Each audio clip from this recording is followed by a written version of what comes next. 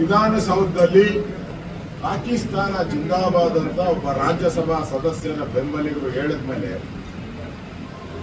ಅವ್ರನ್ನ ಕೂಡಲೇ ಬಂಧಿಸಿಲ್ಲ.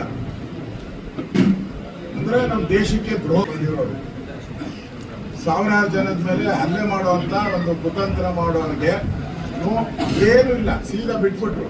ಆಮೇಲೆ ನೋಟಿಸ್ ಸರ್ವ್ ಮಾಡಿದ್ರು, ಅವ್ರಿಗೆಲ್ಲ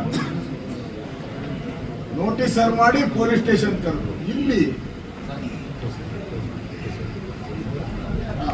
FSL ರಿಪೋರ್ಟ್ ಬಂದ ಮೇಲೆ ಅವ್ರನ್ನ ಬಂಧಿಸುವಂತ ಪ್ರಯತ್ನ, ಬಂಧಿಸಿದ ಮೇಲೆ ಅವರಿಗೆ ಬಿರಿಯಾನಿ ಏನು ಕಬಾಬ್ ಏನು ಎಲ್ಲ ಸಪ್ಲೈ ಮಾಡಿದ್ದನ್ನು ನಾವು ನೋಡಿದ್ದೀವಿ. ಇಲ್ಲಿ ಒಬ್ಬ ಜನಪ್ರತಿನಿಧಿ, ನಾನು ನಮ್ಮ ಕಾನೂನು ತಜ್ಞರ ಜೊತೆ ಚರ್ಚೆ ಮಾಡಿದ್ದೆ. ವಿಧಾನ ಪರಿಷತ್ನಲ್ಲಿ ನಡೆಯುವಂಥದ್ದು, ವಿಧಾನಸಭೆ ವಿಧಾನ ಪರಿಷತ್, ಇವತ್ತು ನಮ್ಮ ಲಾಯರು ಕೂಡ ಕೋರ್ಟಲ್ಲಿ ವಾದ ಮಾಡಿದ್ದಾರೆ. ಏನು ಹೇಳಿದ್ದಾರೆ, ಅದರ ಜ್ಯೂರಿಸ್ಡಿಕ್ಷನ್ನೇ ಬೇರೆ. ವಿಧಾನಸಭೆ ಮತ್ತು ವಿಧಾನ ಪರಿಷತ್ತು ಮತ್ತು ಲೋಕಸಭೆ ಅಲ್ಲಿ ಮಾತಾಡೋದಕ್ಕೆ ರೈಟ್ಸ್ ಇದೆ, ಅದಕ್ಕೆ ಯಾವುದೇ ಕೋರ್ಟ್ ಅಡ್ಡಿ ಮಾಡಂಗಿಲ್ಲ ಅನ್ನೋದು ಕಾನೂನು.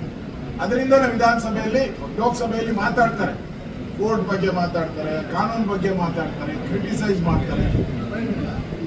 ಇಲ್ಲಿ ನಡೆದಿರುವಂತಹ ಘಟನೆ